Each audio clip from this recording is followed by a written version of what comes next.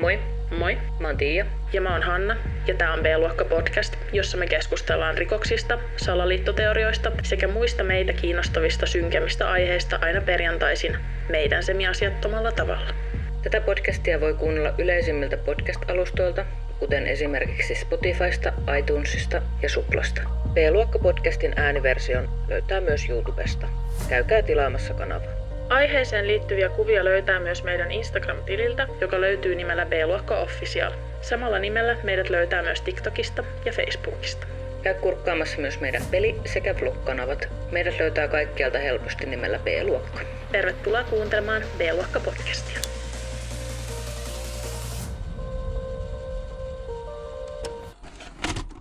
Hei vaan hei, moi vaan moi. Moi vaan moi. Ja tervetuloa tämän viikon jaksoon.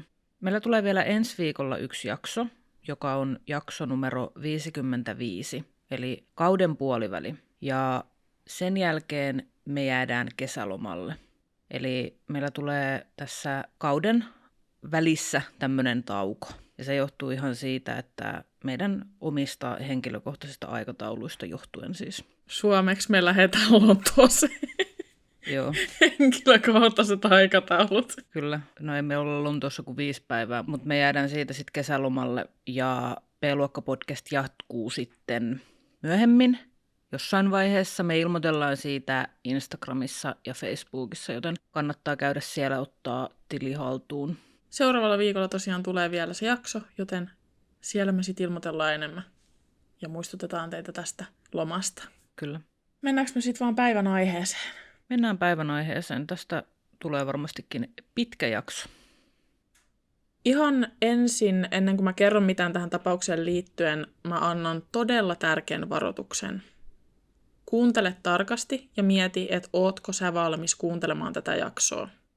Me käsitellään todella suurta laivaonnettomuutta. Jos sä pelkäät isoja vesimassoja, hukkumista, laivoja tai sua ahdistaa mikään, mikä voisi liittyä tämän tyyppisiin tapahtumiin, nyt on aika laittaa tämä jakso pois.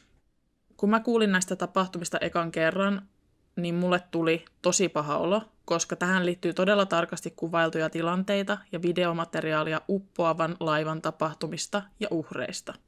On siis tosi tärkeää, että sä pidät huolen itsestäsi.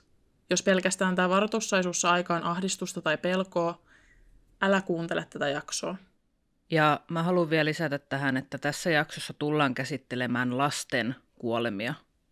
Eli jos sellainen ahdistaa, niin suosittelen myös skippaamaan tämän jakson. Tämän jakson uhrit on suurimmaksi osaksi lapsia.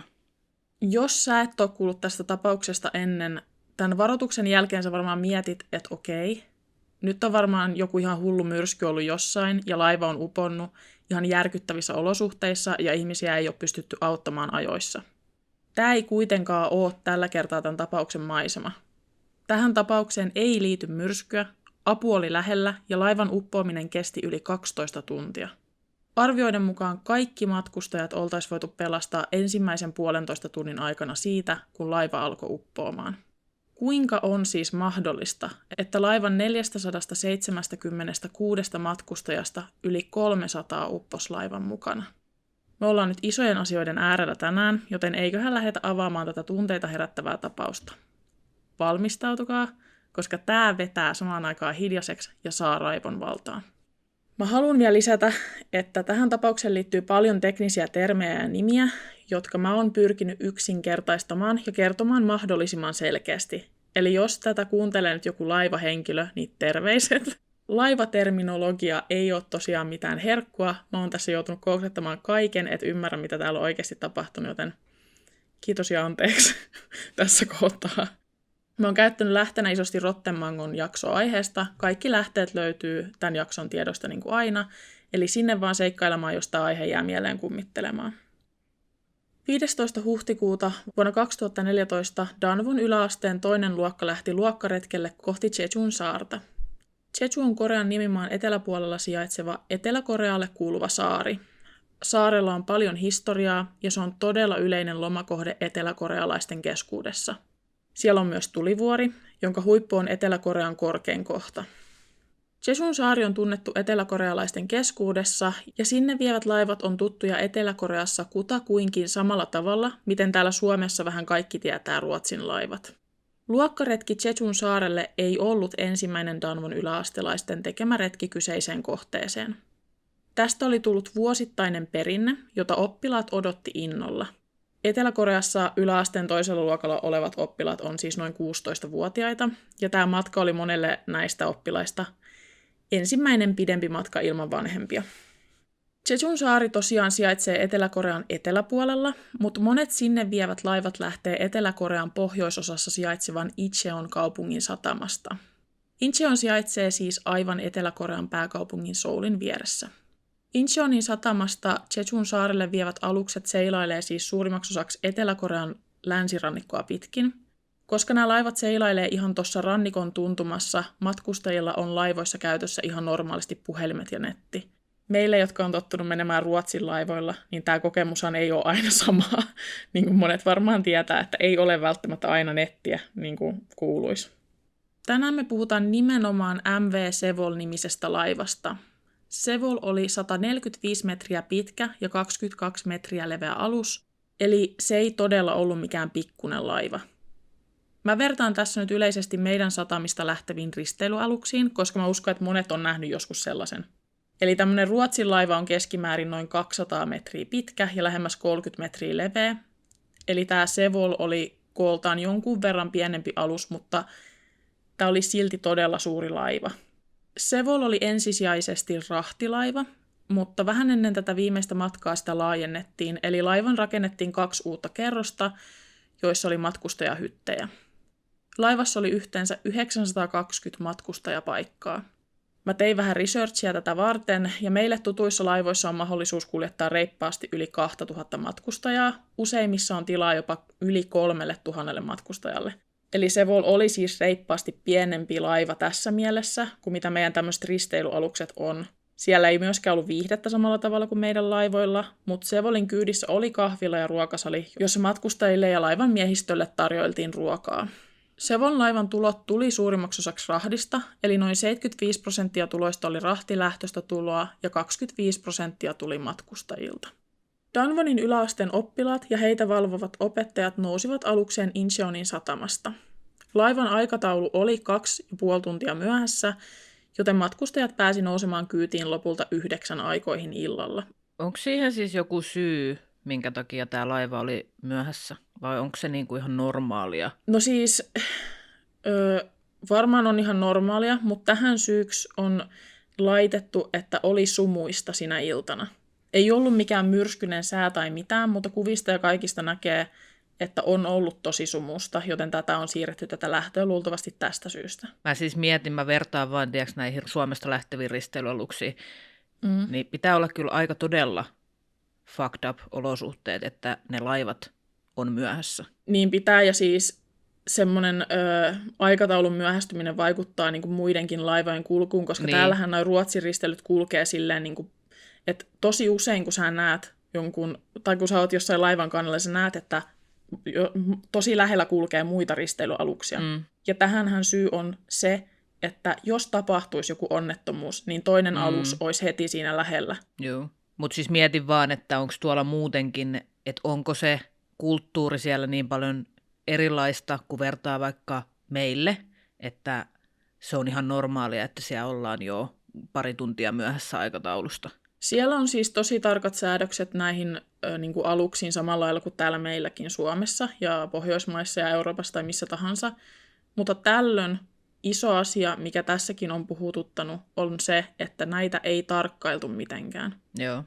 Eli oliko se oikeasti iso asia? Me ei oikeasti nyt voida tietää, koska tässä niin moni asia on fucked up, tiedätkö? Joo. Laivaan nousi 345 yläastelaista, 14 opettajaa ja noin 100 muuta matkustajaa. Tämän lisäksi laivassa oli 29 miehistön jäsentä, eli yhteensä laivassa oli vajaa 500 matkustajaa. Koska laivalla kuljetettiin todella paljon suurempia ajoneuvoja, kyydissä oli useampia rekkakuskeja. Laivan lähdettyä satamasta matkustajille tarjoiltiin illallista ja laivan kannelta ammuttiin ilotulituksia.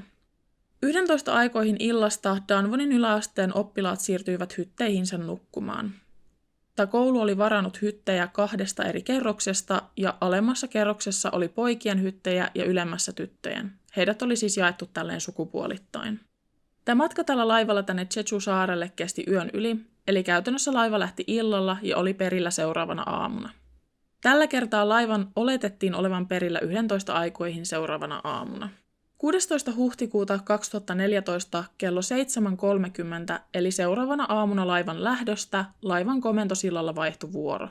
Tämä komentosilta on siis huone, jossa laivaa johdetaan, ja siellä yön yli laivaa ohjanneet miehistön jäsenet siirtyi lepäämään ja uudet vaihtui tilalle. Kyllä te tiedätte, miten tämmöinen vuoronvaihto toimii.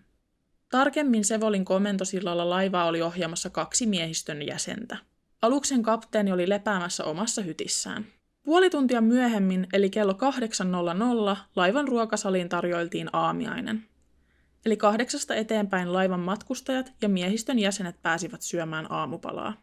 Moderneissa laivoissa on olemassa tämmöinen autopilotti, jonka saa seuraamaan tiettyä reittiä tai kulkemaan suoraa linjaa. Tämä siis tarkoittaa sitä, että laivan saa ajamaan itse itseään ilman miehistön apua.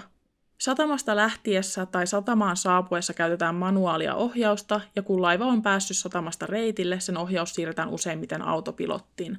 Tämä on siis ihan normaali käytäntö, vaikka jos joku ei tästä tiennyt, niin tämä voi kuulostaa vähän pelottavalta, mutta tämä on siis ihan oikea juttu, mitä täällä Suomessakin käytetään moderneissa laivoissa. Mä oon yllättynyt, jos se tulee jollekin yllätyksenä, koska kyllähän lentokoneessakin käytetään autopilottia. Niin no jep, mutta musta tuntuu, että jos joku pelkää tosi paljon vaikka laivalla olemista, niin jotenkin tämän realisointi voi olla vähän järkyttävää, että se oikeasti menee itsekseen se laiva, mutta se on vaan turvallisuussyistä oikeasti, se on parempi niin. Suurempien laivojen komentosillalla on kuitenkin oltava vähintään 2 laivan ohjaamiseen koulutettua miehistön jäsentä aina laivan ollessa liikkeellä. Eli siellä on aina joku seuraamassa tilannetta tarkkasilmäisenä. Kello 8.20 Sevol-alusta ohjannut autopilotti vaihtui manuaalin ohjaukseen ja pian tämän jälkeen laiva lähti kulkemaan Michael Channel-nimistä meriväylää. Kyseessä ei ole mikään supervaarallinen alue, mutta Michaelin väylä on tunnetusti vaikeakulkuisempi kuin moni muu reitti. Se kulkee saaristoisen alueen läpi ja merenkäynti vaihtelee väylällä usein dramaattisesti. Meren syvyys on myös paikoittain todella matalaa suurille aluksille ja alueella on myös kivikkoisia osuuksia. Tätä väylää pitkin kulkee jonkun verran aluksia, mutta Jejun saarelle matkatessa reilusti turvallisempi reitti kiertää vain reilu 10 kilometrin matkan. Sevol-alus siis käytti tätä Michaelin meriväylää säästääkseen kuluissa, koska se oikasi 10 kilometriä. Täytyy siis sanoa sen verran, että 10 kilometrin oikaisu kuulostaa niin kuin todella naurettavalta, että kuinka paljon se sitten niin kuin tosiasiassa säästää niissä kuluissa. No siis niin kuin, onko se oikeasti järkevää? No siis kaikki nämä, mitä on tulossa, nämä informaatio, mitä te saatte kohta kuulla, niin kaikki tämä mukaan lukien, niin tämähän on siis saatanan tyhmää. Ei, just näin. Oletettavasti alus siirrettiin miehistön toimesta autopilotista manuaaliseen ohjaukseen, koska Michaelin meriväylän läpi kulkeminen vaati erityistä varovaisuutta. Tänä kyseisenä aamuna merellä oli kuitenkin suhteellisen tyyntä. Kyydissä olleet matkustajat nauttivat aamupalaa tai nukkuivat edelleen hyteissään, koska kello oli vasta päälle 8. Kaikki vaikutti menevän suunnitelmien mukaan ilman ongelmia. Miehistön jäsenten keskuudessa oli yleisesti tiedossa, että lastattuna laiva ei pystynyt handlaamaan suuria käännöksiä. Sevol-alusta pystyi kääntämään vauhdissa turvallisesti maksimissaan 5 astetta vasemmalle tai oikealle. Tämä ei todellakaan ole kaikkia laivoja yleisesti koskeva sääntö, tämä 5 asteen maksimikäännös, mutta Sevol-alusta ei pystynyt turvallisesti kääntämään enempää. Me puhutaan näistä syistä tarkemmin myöhemmin, että miksi ei pystynyt. Kello 8.49 laivaa ohjanneet miehistön jäsenet käänsivät alusta jostain syystä 15 astetta vasemmalle. Tämä oli siis 3 kertaa tämän maksimikäännöksen verran. Virallisten tietojen mukaan tämä 15 asteen käännös johti siihen, että tämä laiva kallistui 30 astetta vasemmalle. Eli se laiva oli reippaasti kallistuneena sen vasemmalle puolelle. Tämä 30 asteen kallistuminen suuntaan jos toiseen kuulostaa todella dramaattiselta, mutta jos laiva on kallistuneena, se ei todellakaan automaattisesti tarkoita sitä, että se johtaa uppoamiseen. Laivat on rakennettu sillä tavalla, että niiden painopiste on mahdollisimman lähellä laivan pohjaa. Tämän painopisteen vahvistamiseksi laivojen pohjassa on alueita, jotka täytetään vedellä, jotta laiva pystyy turvallisesti seilailemaan lastin kanssa tuolla merillä. Jos tämä painopistekeissi on tehty asiallisesti ja oikein, laivan kallistuessa syystä tai toisesta se painopiste palauttaa sen laivan takaisin tasapainoon. Kun se painopiste on matalalla, ei ole mitään syytä, miksei oikein lastattu laiva korjaisi itseään tasapainoon. Mulla tulee mieleen tästä, tiedätkö, semmoinen lelu, missä on semmoinen pallo siellä pohjana, ja sitten siinä on joku figuuri, vaikka pelle tai joku, ja sitten siinä pohjan pallossa on niinku paino, että jos sä keikautat sitä, niin se palaa aina takaisin pystyyn. Joo, tai sitten semmoinen vesimuki. Niin, ja tässä on vähän sama periaate. Kyllä varmaan kaikki tietää tässä kohtaa, että modernit risteilyalukset ja muutkin alukset on tosi turvallisia, jos niitä käytetään vaan niinku sääntöjen mukaan oikein. Laivoissa on monia eri turvamääräyksiä, joita noudattamalla laivalla voi matkustaa melko vaikeissakin olosuhteissa ilman mitään riskejä. Aluksissa on selkeät rajat, että kuinka paljon painoa niihin saa lastata ja miten. Rahti kattoi 75% Sevol-aluksen tuotoista ja aluksessa kuljetettiin todella vastuuttomasti suuria määriä ylimääräistä lastia. Laivassa oli painoa törkeät 3 kertaa turvallista painolastia enemmän. Tämä siis tarkoitti käytännössä sitä, että jotta tähän laivaan voitiin lastata suuria määriä ylimääräistä lastia, sen kyydissä ei ollut juurikaan tätä laivaa tasapainottavaa vettä. Sitä vettä oli siis vain 1/3 tarvittavasta määrästä. Tämän laivan asianmukainen tasapainotus oli siis ihan päin vittua. Se painopiste oli siis asiattoman korkealla jatkuvasti. Tämä on ihan uskomatonta. Niin, no ja siis nyt ei puhuta mistään nyt puhutaan tonneista ja tonneista tavaraa, tiedätkö? Että kyse ei ole mistään niinku pikkumääristä. Ja kun tämä pahenee vaan tästä. Tämän lisäksi laivassa kuljetettuja ajoneuvoja tai muuta lastia ei oltu kiinnitetty aluksen millään tavalla.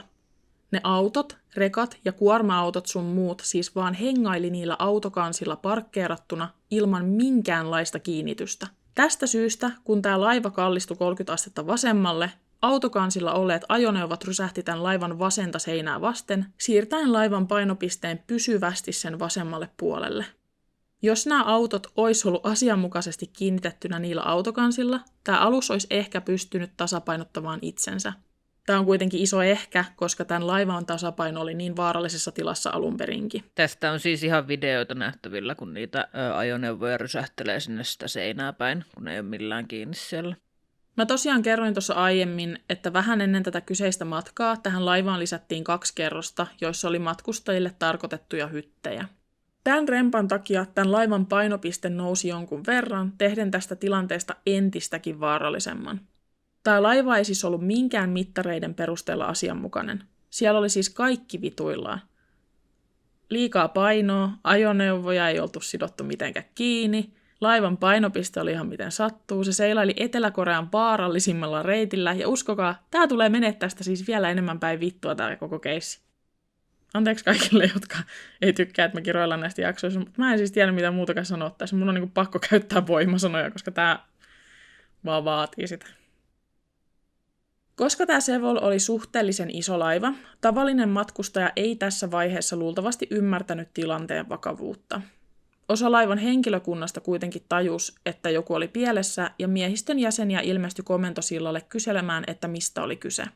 Tässä vaiheessa tilanteeseen ilmaantui myös laivan kapteeni Lee Chun-sok, joka ryntäsi myös aluksen komentosillalle selvittämään tilannetta. Tässä vaiheessa kaikista laivan kaiuttimista alettiin soittamaan tämmöistä automaattista kuulutusta, jossa matkustajia kehotettiin pysymään paikallaan, sillä laivassa liikkuminen oli vaarallista. Tämä kuulutus oli ilmeisesti tarkoitettu tilanteisiin, joissa laiva liikkui aallokossa, joka sai laivan keinumaan niin, että matkustajien oli vaarallista liikkua laivassa. Sevol-aluksen miehistöllä ei ollut minkäänlaista toimintasuunnitelmaa hätätilanteen varalle. Todella nopeasti komentosillalla ollut miehistö tiesi, että tämä alus tulee uppoamaan ja tämä tilanne räjähti totaalisesti käsiin. Miehistö alkoi soittelemaan tämän laivan omistajayhtiön jäsenille, eri rannikkovartiostoille ja ihan minne sattuu ilman mitään yhtenäistä suunnitelmaa. Tämä oli siis ihan täysin tuhlattua aikaa, kukaan ei saanut mitään järkevää aikaa näiden ensimmäisten kriittisten minuuttien aikana. Kello 8.52, eli vain pari minuuttia sen jälkeen kun tämä laiva alkoi kallistumaan, yläastelainen nimeltä Chue Dokha soitti ensimmäisenä hätänumeroon. Chedokha huomasi, että laiva oli huomattavasti kallistuneena ja että laivan kannelle pääsi vettä.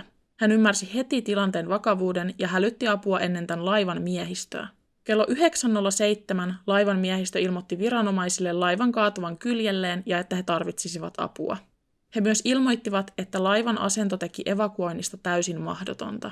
Laivan miehistö sai ohjeen kuuluttaa matkustajille, että heidän tulisi pukea ylleen pelastusliivit. Miehistö kuitenkin ilmoitti, että heidän ei ollut mahdollista kuuluttaa matkustajille yhtään mitään, sillä kuulutusjärjestelmä ei toiminut. Tämä ei siis tosiaan pitänyt paikkaansa, koska täältä laivan sisältä on useita matkustajien kuvaamia videoita ja äänitteitä, joiden taustalla soi luupilla sama kuulutus uudelleen ja uudelleen. Tämä kuulutus on siis se sama, josta mä puhuin aiemmin, se jossa matkustajia pyydetään pysymään aloillaan. Yksi komentosillalla olleista miehistön jäsenistä kuitenkin ilmoitti, että hän voisi käydä juoksemassa laivan läpi ilmoittamassa matkustajille, että heidän oli puettava pelastusliivit. Hän sitten lähtikin sieltä komentosillalta ja käveli rauhallisen pikku päivälenkin siinä komentosillan tuntumassa ja palasi takaisin. Hän siis väitti kertoneensa matkustajille pelastusliiveistä. Tämä oli siis täyttä bullshittia. Ja siis toi suunnitelman alun perinkin, että joku yksi ihminen lähtee sadoille hyteissään oleville ihmisille ilmoittamaan, että pitää pukea pelastusliivit. Jep, mä luulen, on alun perinkin ihan niin kuin, mikä helvetin suunnitelma. Niin on siis ihan uskomatonta. Mä luulen, että pointti on ollut se, että se olisi käynyt ilmoittamassa niin kuin sieltä joillekin ihmisille eri osista laivaa, jotka olisi sitten ilmoittanut ja vienyt sitä viestiä tavallaan eteenpäin. Se olisi ollut, niin kuin, mä luulen, että koska eihän ne nyt niin idiootteja voi olla, että ne ajattelee, että yksi ihminen kävi koko laivan vaan juoksemassa noissa ajoissa läpi, koska tämä ei vaan käy järkeen. Jep. No ei tässä käy tässä keississä kyllä yhtään mikään järkeä, että jos nyt siitä lähdetään. Tämä kapteeni Lee Chun-sok ei saanut mitään aikaan, joten viranomaiset ilmoitti, että hänen pitäisi alkaa miettimään todella tarkkaan, miten toimia. Hänelle ilmoitettiin, että laivalle oli tulossa 1 pelastuslautta, joka oli paikalla 10 minuutissa, ja helikopteri, joka olisi paikalla 1 minuutissa. Tässä vaiheessa tämä kapteeni ilmoitti, että 1 lautta ja 1 helikopteri ei tulisi riittämään lautassa oleville matkustajille. Kun tätä pelastustaktiikkaa 1 pikkulautalla ja 1 helikopterilla kritisoitiin myöhemmin, Etelä-Korean rannikkovartioston mukaan heillä ei ollut aluksi mitään haisua siitä, että siellä laivan kyydissä oli lähes 500 matkustajaa. Heidän tietojen perusteella kyseessä oli rahtilaiva, jonka kyydissä oli vain miehistö. Tämä on siis todella erikoista informaatiota rannikkovartiostolta, jonka tehtävä on vartioida rannikkoa. Vielä erikoisempaa tästä tekee se, että Sevol oli todella laajalti tunnettu alus, jolla pääsi kulkemaan Jeju-saarelle, joka on edelleen eteläkorealaisten keskuudessa suosituin matkakohde, ja kukaan ei tiennyt, että siellä voisi olla matkustajia. Kuvitelkaa, että joku meidän Ruotsin laivoista alkaisi uppoamaan tuolla merellä, ja rannikkovartiosta vaan ilmoittaisi, että he ei tienneet, että siellä laivalla on kyydissä matkustajia. Se on siis aivan uskomatonta vastuun välttelyä. Niin. Siis sehän ei ole mitään muuta kuin pelkkää vastuun välttelyä ja sitä, että esitetään tyhmää. Niin. Että joo, et en mä tiennyt. Mitä helvettiä, se on sun työs. Niin, kaikki tekee tätä samaa. Tämä koko keissi perustuu siihen, että kaikki on silleen, ei me tiedetty, se on noiden vika. Kaikki tässä. Niin, ihmiset vaan syyttelee toisiaan. Kukaan ei ota vastuuta yhtään mistään. Monet varmaan tietää tämmöisestä tavallaan legendasta, että kapteeni jättää laivansa ihan viimeisenä. Merenkävijöiden yhteisössä kapteenilla on edelleen vastuu laivasta ja sen matkustajien turvallisuudesta. Tämä on tietysti tämmöinen vanha uskomus, mutta tässä on tietyllä tavalla jotain perää, koska kapteeni tosiaan on viime kädessä vastuussa laivasta ja sen matkustajien turvallisuudesta. Kapteeni on sen laivan johtaja ja Lee Chun-sok oli Sevolin kapteeni ja vastuuhenkilö. Kapteenin tulee pysyä laivassa mahdollisimman pitkään, koska kapteenilla on luultavasti paljon semmoista informaatiota, jonka avulla uppoavan laivan pelastusoperaatio saataisiin onnistumaan mahdollisimman hyvin. Sevol-aluksen kapteeni Lee Chun-suk oli kuitenkin sen verran vastuuntuntoinen ja näppärä kaveri, että hän vaihtoi virkaasunsa arkisiin vaatteisiin, ja kun tämä ensimmäinen pelastuslautta saapui paikalle, hän nousi siihen esittäen aivan tavallista matkustajaa. Hänen kanssaan pelastuslauttaan nousi myös muita aluksen miehistöön kuuluneita henkilöitä. Tämä kapteeni ei kertonut kenellekään olevansa Sevolin kapteeni, jolla olisi luultavasti todella kriittistä informaatiota tästä laivasta ja sen tilanteesta. Hän vaan otti ja lähti siis himaan täältä. Niin siis Tuun sanomaan tämän myöhemminkin, mutta sanon nyt tässäkin, että miten tämmöiset kusimutterit nukkuu yönsä? Niin se on hyvä kysymys. Miten sä pystyt elämään itses kanssa, kun sä oot tehnyt tällaisia tekoja? Etelä-Korean kansa ainakin tekee sitä hänelle hyvin vaikeaa jatkossa, kun näitä asioita alkaa selviämään. Tämän kapteenin poistuessa tämän laivan tilanne ei ollut mitenkään tuhoon tuomittu. Kukaan ei ollut hukkunut tai edes hukkumassa.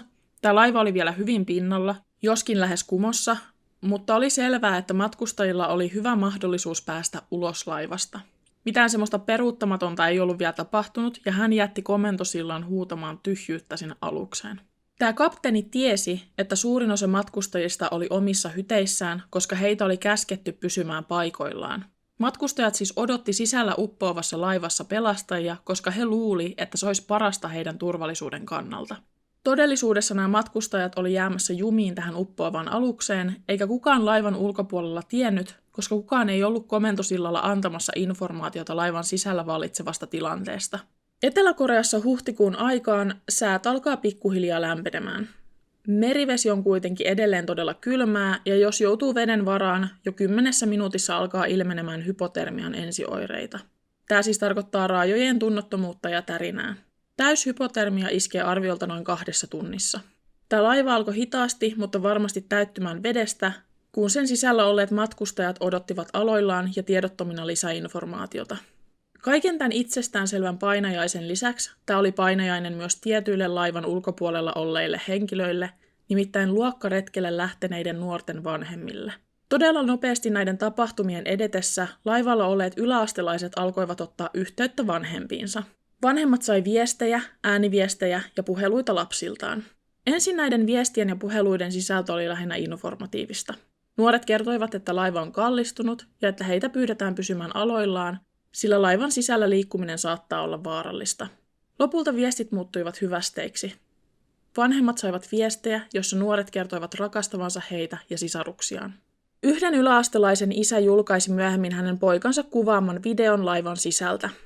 Sevolin sisältä on julkisuudessa useita kuvia ja videoita ihan kenen tahansa katsottavissa, mutta tämä on pitkä video, josta näkee ja kuulee selkeästi näitä tapahtumia.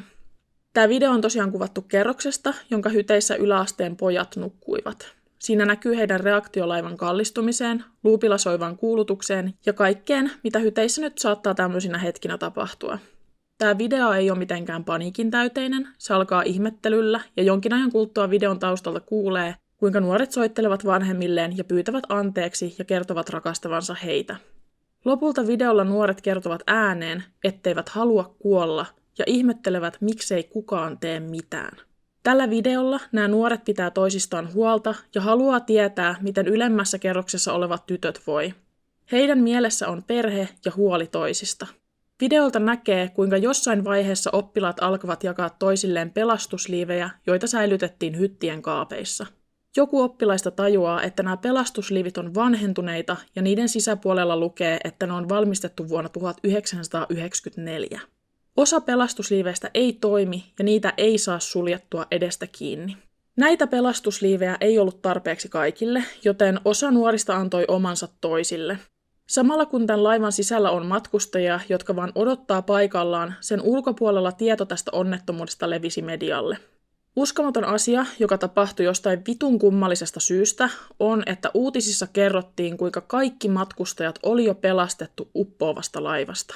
Tämän uutisen näkee todella huolissaan olevat vanhemmat, jotka huokasee helpotuksesta. Tämän uutisen näkee muut matkustajien omaiset, tämän uutisen näkee kaikki. Kun tästä onnettomuudesta levisi tieto, tämmöiset yksityiset ammattisukeltajat alkoi valmistautumaan ja matkustamaan kohti tätä laivaa. He keräsivät kamppeensa tarkoituksenaan osallistua pelastustehtäviin, eli esimerkiksi noutamaan laivaan jumiin jääneitä ihmisiä ulos. Myös nämä sukeltajat näki tämän uutisen ja oletti, että heitä ei välttämättä tarvita. Kaikki nyt varmasti tajuu, että tämä uutinen oli täysin valheellinen. Mä katsoin siis semmoista videoa, missä puhuu jonkun näiden oppilaista vanhemmat. Ja se sanoo siinä, että se sanoo sen lapselle, että kaikki menee varmasti hyvin, että kuuntele tai ota vastaan ohjeet sun opettajalta, mitkä oli siis ne, että siellä pitää pysyä paikallaan ja sisällä ja näin. Ja sitten se sanoo siinä, että se on hänen elämänsä suurin virhe, että hänen olisi pitänyt vaan sanoa, että pelastaudu sieltä ulos. Mutta eihän tämä vanhempi voinut sitä tietää tietenkään, että mikä se tilanne on. Ja siis sitähän on puhuttu paljon, että olisiko tämä mennyt eri tavalla, jos tämä onnettomuus olisi tapahtunut jossain vaikka Euroopassa tai Amerikassa tai jossain, koska Etelä-Koreassa tai Koreassa ylipäätänsä ja monissa muissakin maissa, mutta me puhutaan nyt tietysti Etelä-Koreassa, niin lapset kasvatetaan ihan pienistä asti tämmöiseen niin kuin ikäjärjestelmään, mikä tarkoittaa sitä, että lapset kasvatetaan kuuntelemaan ja arvostamaan vanhempiaan. Ja tässä ei tarkoiteta pelkästään sitä, että niiden pitää arvostaa niiden omia vanhempia, vaan vanhempia ihmisiä in general. Ja tämä järjestelmä on niin tiukka, että vuotta vanhemmalla henkilöllä on suurempi arvo siinä järjestelmässä kuin sulla. Joten todennäköisesti kun siellä soi se semmoinen luuppi, että sun pitää odottaa, niin nämä ihmiset täällä laivassa, ne on opetettu pienestä asti siihen, että kuuntele mitä sulle sanotaan ja noudata ohjeita. Tämä on se yhteiskunta siellä. Se on tosi vahvasti perustuu tähän. Joten kyllä varmaan muuallakin olisi kuunneltu näitä ohjeita, mutta mä uskon, että se on niin kuin, se semmoinen olo varmaan tulee kaikille jossain vaiheessa, että hei hetkonen, että jotain tapahtui ja mun olisi ehkä parempi lähteä ulos. Mutta siellä varmaan vielä vahvempana ihmiset on silleen, että mutta mulle sanotaan, että mun ei kannata. Niinpä. Joten se ei ole niiden vanhempien vika. Siis ei missään tapauksessa. Ei missään tapauksessa, mutta siis niin kuin, että vielä vaan korostan sitä, että vaikka ne vanhemmat olisi sanonut mitä, niin se olisi luultavasti mennyt näin. Niin, kyllä. Vanhemmat oli ensimmäisiä, jotka tajus, että jokin oli edelleen pielessä. Laivalla olleista nuorista ei kuulunut mitään. Kukaan ei saanut heitä enää kiinni. Myös uutisointi alkoi vaikuttaa omituiselta, sillä siinä missä hetkeä aiemmin uutisoitiin, että kaikki olivat päässeet laivasta turvallisesti ulos, yhtäkkiä siellä kerrottiinkin, että suurin osa on jo päässyt ulos. Ja hetkeä myöhemmin vain osa oli päässyt ulos. Tämä uutisointi perustui Etelä-Korean valtion antamaan informaatioon. Kun nämä nuorten vanhemmat ymmärsi, että heille tuleva tieto ei ollut luotettavaa ja että jokin oli pielessä, he alkoivat matkustaa Chindo-nimiselle saarelle. Tämä laivan onnettomuuspaikka sijaitsi todella lähellä tätä saarta, ja nämä vanhemmat teki tällä saarella sijaitsevaan liikuntasaliin tämmöisen koordinaatiopisteen. Tähän pisteeseen alettiin keskittämään tähän onnettomuuteen liittyvää informaatiota. Eli siis Danwonin yläasteen oppilaiden vanhemmat järjesti tämmöisen tilan ja systeemin. He järjesteli ja piti huolen, että asiat pysy järjestyksessä laivan ulkopuolella. Ei Etelä-Korean valtio, ei poliisi, ei mitkään viranomaiset tai sosiaalityöntekijät, ei pelastustiimi, ei media, vaan lapsistaan huolissaan olevat vanhemmat. Kukaan muu ei ollut mitenkään kartalla siitä, mitä pitäisi tehdä tai mitä onnettomuuspaikalla oli todellisuudessa meneillään. Tämän liikuntasalin seinällä oli tämmöinen suuri tussitaulu, johon pelastustiimit kirjoitti alukselta pelastettujen nimiä. Tämä systeemi oli siis vaan todella paska, koska sinne käytiin kirjoittamassa nuorten nimiä, joita ei todellisuudessa oltu saatu ulos laivasta. Kuka näitä nimiä oli kirjoittanut? Siis näiden pelastustiimien jäsenet, jotka kuulu tähän rannikkovartiostoon, kävi kirjoittelemassa niitä nimiä sinne taululle. Ymmärrätte varmaan itsekin, että ei siinä kauaa mene, että aikuinen ihminen tajuaa, ettei mihinkään viralliseen informaatioon liittyen tähän onnettomuuteen voi luottaa. Ja siis varmasti moni saattaa nyt ajatella, että mitä vittua. Miten joku valtio ja viranomaiset voi kuvitella, että ne ei jäisi kiinni tämmöisistä valheista? Ja sehän on tosi hyvä kysymys, että miten ne voi kuvitella sellaista. Vanhempia siirtyi jossain vaiheessa merenrantaan seuraamaan tilannetta. Tästä on uutispätkiä, joissa nämä vanhemmat itkee illan pimeydessä eikä mitään tapahdu. Tämä onnettomuus tapahtui aamulla ja illalla vanhemmat odotti vilttien kanssa pelastettuja lapsiaan, mutta turhaan. Mitä siellä uppoavan laivan luona sitten tarkalleen ottaen tapahtui koko tämän päivän ajan? Kello 9.30 Sevon alukselle saapui helikopteri. Laivan kannella seisoi joitain matkustajia ja helikopterista laskeutui 2 pelastustyöntekijää ja he saivat pelastettua kannelta 6 ihmistä.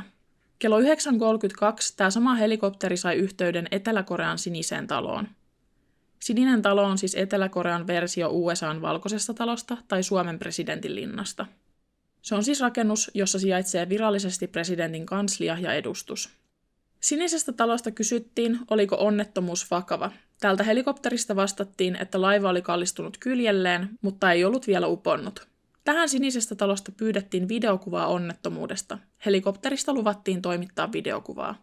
Tämän jälkeen Sinisestä talosta soitettiin yhä uudelleen ja uudelleen tähän helikopteriin ja pyydettiin edelleen videota onnettomuudesta. He eivät anna minkäänlaisia ohjeita tai määräyksiä, vaan haluavat nähdä videon onnettomuuspaikasta. Tämä on siis täyttä ajanhukkaa, tämmöinen jatkuva soittelu. Sieltä soitettiin siis lukuisia kertoja pelastushelikopteriin ja painostettiin lähettämään video. Lopulta Sinisen talon soittaessa ja kysyessä videota jälleen kerran, helikopterista vastattiin, etteivät he halunneet lähettää videotodistetta tapahtumapaikalta, sillä he pelkäsivät, että video saattaisi vahingossa lähteä leviämään. On näillä huolenaiheet täällä. Tätä turhanpäiväistä paskatilannetta on ihan todella hyvästä syystä kritisoitu. Ainoa asia, mikä koko valtion edustusta on kiinnostunut tässä tilanteessa, on joku vitun video uppoavasta laivasta, joka on täynnä matkustajia, jotka odottaa pelastusta. Tästä koko tilanteesta on siis videokuvaa ja äänitallennetta, kun nämä keskustelut tapahtuu. Että tämä ei ole mikään he said, she said situation, tiedätkö? Että tämä on ihan niin kuin todistettu tilanne, niin kuin monet muutkin näistä. Tämän helikopterin ja Sinisen talon välisen keskustelun aikana paikalle saapui se pelastuslautta, joka nappasi kyytiinsä aluksen kapteenin ja miehistöä. Tästäkin on olemassa videokuvaa. Tämän jälkeen tämä pelastuslautta lähti tämän laivan luota, eikä palannut lähelle laivaa pelastamaan ketään tämän jälkeen. Tämän uppoavan laivan yläpuolella pyöri 3 rannikkovartioston helikopteria. Ne siis vaan pörräs sen yläpuolella tekemättä yhtään mitään. Ongelma oli, ettei kukaan antanut kellekään mitään tehtäviä, joten kaikki vaan odotti ja katto sivusta, kun se laiva uppoo. Aivan lähellä tätä onnettomuuspaikkaa sijaitsi USA:n laivaston tukikohta. Näiden tapahtumien aikaan tällä tukikohdalla oli yhteensä 1000 meripelastustehtäviin koulutettua sotilasta. Heillä oli uusimmat vehkeet ja ajantasalle koulutettua ammattiporukkaa, ja kun tieto tästä onnettomuudesta saavutti tämän USA:n laivaston tukikohdan, koko mesta heräsi. Tästä on siis olemassa kuvia, kuinka sotilaat tällä tukikohdalla alkaa järjestelmällisesti valmistautumaan pelastustehtäviin, joihin heidät on vartavasten koulutettu. Tämä oli yksi heidän päätehtävistä. Tämä oli siis niin selvää kauraa näille sotilaille. He tiesi, mihin he oli menossa ja mitä oli tehtävä. Heidän tukikohdassa oli myös helikoptereita, ja tämä tarkoittaa sitä, että he pystyisivät lentämään sinne onnettomuuspaikalle pelastamaan ihmisiä ja viemään heitä tälle tukikohdalle, joka sijaitsi todella lähellä. Tämä pelastaminen olisi todella paljon nopeampaa tällä tavalla. USA:n laivasto ilmoitti, että he on matkalla tälle onnettomuuspaikalle, ja Etelä-Korean valtio ilmoitti, että ei tarvitse tulla. Niillä oli kato homma niin hanskassa siellä, ettei mitään apua tarttenut siinä sitten enää. Niillä oli siis homma niin hanskassa, että rannikkovartioston helikopteria ajanut munapää valitti uutishaastattelussa, kuinka rankkaa on pelastaa ihmisiä, kun ne ei kato eteensä, vaikka niitä pyytäisi katsomaan eteensä. Sitten ne kompuroi ja se ottaa hermoon. Se on vaikeaa se. Ok. Selvää. Tämän lisäksi tämä sama munapää sanoi, että hän omasta mielestään kyllä kysäsi Siniseltä talolta, että oliko laivassa enemmän matkustajia kuin mitä siinä laivan ulkopuolella näkyi, mutta kukaan ei ollut vastannut siihen mitään. Ja mun täytyy nyt ottaa esille tämä hänen kommenttinsa siitä, kuinka hän omasta mielestään kysyi tämmöistä asiaa. Mikä vitun mielipidekysely tämä on? Eikö tämä ole itsestään selvää, että otetaan automaattisesti selvää, että kuinka paljon siellä laivassa on ihmisiä? Miten tämä ei tule kellekään mieleen? Eikö joku rannikkovartioston työntekijöille opettanut, että kuinka pelastetaan ihmisiä? Niin siis sehän on niiden työ. Niin. Se on niiden homma. Pitää ihmiset turvassa. Paitsi että totuus oli, että kukaan ei oikeasti sieltä tiennyt, mitä kuuluu tehdä, jos tapahtuu onnettomuus. Nämä rannikkovartiostossa työskentelevät ihmiset oli koulutettu tarkistamaan alueella liikkuvien ihmisten lupia ja varusteita. Sillä rannikolla ei ollut minkäänlaista valtion joukkoa, joka olisi tiennyt, miten tämmöisessä tilanteessa kuuluu toimia. Mä haluan nyt tässä kohtaa muistuttaa, että Etelä-Korea on moderni mesta. Siellä on maailman parasta teknologiaa, maailman parhaiten kouluttautuneita ihmisiä, parhaita lääkäreitä, ja siellä on siis yleisesti ihmisen ihan hyvä olla. Et kyseessä ei ole mikään kehitysmaa, kyseessä on monilta osin kehittynyt ja menestynyt yhteiskunta. Suurin osa Etelä-Korean maan rajoista on rannikkoa. Ja siellä ei ollut mitään selkeää suunnitelmaa tai käytäntöä, jos tapahtuu merionnettomuus. Tämä on siis tosi pelottava ajatus. Kun kyse ei tosiaan ole mistään, tiettäkö, sellaisesta paikasta, missä tämmöistä oikeasti voisi teoriassa tapahtua. Mutta niin vaan, tässä sitä ollaan. Sillä välin, kun valtio ei päästänyt USA:n laivaston sotilaita auttamaan, ja Etelä-Korean rannikkovartioston helikopterit tappeli Sinisen talon kanssa jostain vitun videosta, ihmisiä kyllä pelastettiin laivasta. Nimittäin paikallisten kalastajien ja veneilijöiden toimesta. He oli siellä laivan luona, keräämässä ja viemässä ihmisiä turvaan. Jos te menette katsomaan videoita tästä uppoavasta aluksesta ja te näette siellä kyljellään pötköttävän laivan vieressä veneitä ja ihmisiä auttamassa, niin ne on siviilejä ja kalastajia, jotka vetää sieltä laivasta matkustajia ulos ja vie rantaan. Yllättäen ihmisten pelastamiseen ei tarvita koulutusta tai lupaa. Sinne voi vaan mennä ja tehdä parhaansa. Vinkkinä Etelä-Korean rannikkovartiostolle, jotka ei liikuttanut sormeakaan, että kun vedessä kelluu uppoavan laivan matkustaja, ne voi käydä napsimassa sieltä kyytiin.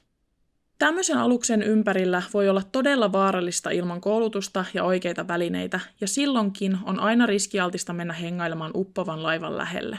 Sen ympärille voi tulla yllättäviä pyörteitä ja muita vaarallisia tilanteita, ja siellä ne siviilit silti kisko ihmisiä ulos sieltä laivasta. Myös laivan sisällä oli ihmisiä, jotka tekivät kaikkensa toisten puolesta. Se poika, joka soitti ensimmäisenä hätänumeron, josta mä kerroin tuossa aikaisemmin. Hänen nimensä oli tosiaan Chue Dok-ha, ja hän oli koko tämän ajan puhelimessa hätäkeskuksen kanssa ja yritti selvittää heidän kanssaan tätä onnettomuuspaikkaa ja kertoi, mitä siellä laivassa tapahtui. Tämä laiva oli siis 2,5 tuntia myöhässä aikataulusta, joka aiheutti ensin ongelmia laivan paikantamisessa. Chue Dok-ha olisi halunnut soittaa vanhemmilleen, niin kuin kaikki muut laivassa olleet nuoret tekivät, mutta hän pisti muiden turvallisuuden itsensä edelle. Chue Dok-han antama informaatio osoittautui todella arvokkaaksi varsinkin jälkikäteen. Joku oli koko ajan yhteydessä virallisen toimen kanssa ja kertoi tapahtumista. Tämä Chue Dok-hahan teki sen työn, mitä sen kapteenin olisi pitänyt tehdä siellä laivan sisällä. Koska Chue Dok-ha soitti todella nopeasti hätänumeron ja kertoi tilanteesta heille, ei ole uskottavaa, ettei laivassa tiedetty olleen matkustajia. Monet uskoo, että rannikkovartiosto ei uskaltanut tehdä aloitetta pelastustehtävissä, ja tästä tuli nopeasti kierre, jossa kaikki pyrkivät siirtämään vastuuta jollekin toiselle. Ja kysynpähän vaan, että miten vitussa tommosen jättimäisen aluksen sijaintia ei tiedetä ilman yläastelaisen apua? Miten tämä on mahdollista? Kun monet miehistöstä lähtivät laivasta heti kun se oli mahdollista, jotkut miehistön jäsenistä kieltäytyi mahdollisuudesta lähteä ja jäivät auttamaan laivaan. Yksi näistä oli nuorin laivassa työskennellyt nainen, hän oli vain 22-vuotias. Tämä nainen kieltäytyi pelastuksesta ja palasi laivaan antaen oman pelastusliivinsä yhdelle oppilaista. Kyseinen nainen oli nimeltään Park Ji-jung, ja hän ryntäsi laivaan ja huusi matkustajille, että heidän tulisi poistua laivasta kuulutuksesta huolimatta ja hypätä mereen. Hän oli vain kahvilassa työskentelevä miehistön jäsen ja hän tiesi, että laiva tulisi uppoamaan. Park Ji-jung sai autettua noin 50 matkustajaa ulos laivasta kalastusveneisiin, jotka pelastivat ihmisiä vedestä. Yksi laivasta pelastautuneista muistaa pyytäneensä Park Ji-jungia mukaan ulos laivasta, ja tähän Park Ji-jung oli vastannut, että hän pääsisi ulos, kun oli pelastanut muut, ja lisännyt vielä, että miehistö poistuisi laivasta viimeisenä. Hänet nähtiin viimeisen kerran laivan sisällä. Vesi yletti häntä rintakehään asti, ja Park Ji-jung jatkoi oppilaiden etsimistä. Hänen ruumiinsa löydettiin myöhemmin laivan sisältä, edelleen ilman pelastusliiviä. Laivaan jäi myös tämmöinen miehistöön kuulunut pariskunta. He eivät suostuneet poistumaan muiden kanssa, vaan jäivät pelastamaan yhdessä loukkuun jääneitä nuoria. Heidän oli tarkoitus avioitua pian, mutta molemmat hukkuivat laivan mukana. Myös muutama Danwonin koulun opettaja jäi pelastamaan lapsia, laittaen oppilaiden henget omiensa edelle. Nuorin onnettomuudesta selvinneistä oli 6-vuotias tyttö, joka oli laivalla äitinsä, isänsä ja isoveljensä kanssa. Tyttö saatiin yhteistyöllä ulos laivasta kalastusveneeseen, mutta hänen perheensä hukkui laivan mukana. Tämän pelastusoperaation järjesti siviilit. Kaikki henget jätettiin muutaman kalastusveneen ja siviilien käsiin. Ja tämä on siis aivan uskomatonta. Ne on ollut siis aivan kädettömiä siellä, ne Etelä-Korean pelastushenkilökunta ja ne tyypit, kenen olisi pitänyt hoitaa hommansa. Jos ne oli tietoisia siitä, että ne ei saa mitään aikaiseksi, niin minkä takia ne ei vaan antanut USAn sen tukikohdan sotilaiden tulla auttamaan? Ne oli kieltäytynyt kerran siitä ja liian ylpeitä pyytämään apua sen jälkeen. Ja sitä, mitä mä en ymmärrä tässä, on se, että nämä ihmiset tekee tätä työtä. Se on näiden ihmisten työ. Ja niillä ei mikään heilahda mihinkään suuntaan. Kukaan niistä työntekijöistä, mä ymmärrän en siis ymmärrä, mutta jos joku korkeampi arvoinen ihminen on silleen, että okei, korkeammassa arvossa, että mä en voi nyt tehdä mitään tai tässä menee muura. Mä en ymmärrä sitä, mutta siis silleen, siellä on myös tavallisia ihmisiä, jotka ois vaan voinut mennä ja auttaa. Jos mä olisin ollut siellä, ei mua siinä tilanteessa olisi kiinnostanut, että siellä on vaarallista olla siellä laivan läheisyydessä. Niin. Ei se ole päällimmäinen ajatus, mikä on. Näitä pelastajia oli lautoilla siellä kauempana siitä laivasta, ja ne katto, kun se laiva uppos, ja kalastajat ja siviilit kerää niitä ihmisiä pois sieltä vedestä. Tekee niiden työtä siellä. Niinpä. Sitä mä en vaan voi käsittää, että miten se on mahdollista. En mäkään. Eikö kukaan ollut silleen, että ihan sama mitä kaikki sanoo nyt tässä tilanteessa. Nyt on aika, hypätkää muut pois kyydistä, mä lähden yksin sitten lautan kanssa, morjes. Niinpä. Kukaan ei ole silleen ollut vai? Mutta tässäkin tulee vastaan se, että onko siellä lautoilla ja kaikkialla muillakin ollut tämä sama systeemi, että kun joku korkeampi arvoisempi sanoo jotain, niin sitä on vaan kuunneltava ja katsottava vierestä. Mutta kyllä niin kuin jossain kohtaa. Niin, jossain kohtaa luulisi ihmisilläkin tulevan se raja vastaan, että missä kohtaa niin kuin lopettaa sen kuuntelemisen. Mutta arvoa, mikä tässä on kaikista vitun järkyttävintä. Siis nehän oli suurimman osan ajasta vaan tappeli siellä Sinisen talon kanssa tai vaan toimitti tyhjää ja esitti tekevänsä jotain. Sen lisäksi ne alkoi tarkistelemaan näiden kalastajien lupia ja välineistöjä. Mitä? Kuvittele tilanne, missä ne tekee sun työn ja pelastaa ihmisiä ja sä meet sinne, hei, näytäpä sun luvat. Oh my god. Niin, koska siis se oli ainoa, mitä ne osasi tehdä. Niin, se oli ainoa asia, mutta kyllä nyt jossain vaiheessa pitäisi kolkuttaa, että shut the fuck up ja katso sit vaikka vaan hiljaa vierestä. Niinpä. Ei jumalauta. Mä puhuin aikaisemmin niistä sukeltajista, jotka valmistautu pelastamaan ihmisiä. Suuri määrä sukeltajia saapui lopulta paikalle, kun he olivat päätelleet tilanteen oikean vakavuuden, mutta heitä ei päästetty pelastamaan laivan matkustajia. He oli siis jo valmiiksi reilusti myöhässä uutisoinnin takia, ja rannikkovartioston jäsenet tuhlasivat aikaa tarkastelemalla heidänkin lupia ja välineitä, kun ihmisiä kuoli uppoavaan laivaan. Yksi näistä sukeltajista tuli julkisuuteen ja kertoi, kuinka hänet saatettiin monien muiden sukeltajien kanssa rannikkovartioston alukseen. Sukeltajat oli valmiina pelastustyöhön ja ajattelivat aluksen vievän heidät onnettomuuspaikalle. Tämän sijaan heille esiteltiin paikkoja ja aluksessa työskenteleviä ihmisiä, ja sen jälkeen heidät kutsuttiin syömään ruokaa aluksen kahvilaan. Sukeltajat eivät halunneet syödä, vaan he halusivat päästä tekemään pelastustöitä. He katsoivat vierestä, kun rannikkovartioston päämiehet nautti lounasta hyvässä hengessä. Tämä sukeltaja, joka kertoi tästä, sanoi, että hän toivoi, että olisi pystynyt ottamaan videon siitä, kuinka rannikkovartioston työntekijät alkoivat syömään kuin siat. Nämä tällä aluksella olleet henkilöt oli siis tosiaan ihmisiä, joiden olisi kuulunut olla johtamassa tätä pelastusoperaatiota. Ne oli siellä hengailemassa hienoissa asuissa ja syömässä. Tämän jälkeen tämä sukeltaja näki yhden näistä rannikkovartioston päämiehistä uutisissa kertomassa puku päällä, kuinka yli 150 alusta, 24 ilma-alusta ja melkein 200 ammattilaispelastajaa teki juurikin sillä hetkellä kaikkensa. Tämän saman päivän aikana myös nämä oppilaiden vanhemmat vuokras lautan, koska ne halusi oikeata informaatiota sieltä tapahtumapaikalta. Tälle lautalle nousi joitain vanhempia sekä yksi näistä sukeltajista, joka oli matkustanut paikalle auttamaan. He meni selvittämään tilannetta ja palasi takaisin kertoakseen, että siviilit pääsi auttamaan laivan lähelle, mutta rannikkovartiosto oli ilmoittanut, että heillä ei ollut lupaa auttaa ihmisten pelastuksessa. Rannikkovartiosto kertoo yhä uudelleen ja uudelleen tämän koko onnettomuuden aikana sekä sen jälkeen, että he eivät voineet auttaa, sillä olosuhteet olivat huonot. Näiden vanhempien mukana ollut sukeltaja oli kokenut ja tiesi, miten tämmöisessä tilanteessa tulisi toimia, ja hän teki selväksi, että sääolosuhteet ja kaikki mukaan lukien onnettomuuspaikka oli tilassa, jossa pelastusoperaatio oli ihanteellista toteuttaa. Eli oikeasti ei ollut mitään hyvää syytä, miksi sinne ei menty auttamaan niitä ihmisiä. Nämä vanhemmat kysyi sukeltajalta, että mitä rannikkovartiosto tekee sillä hetkellä, ja tämä sukeltaja vastasi, että rannikkovartiosto ei tee yhtään mitään. Ne vaan hengailee ja toimittaa tyhjää. Kello 22.52 illalla toimittajat pääsi onnettomuuspaikalle ja siellä ei tapahtunut mitään. Siellä oli uppoava laiva, siinä kaikki.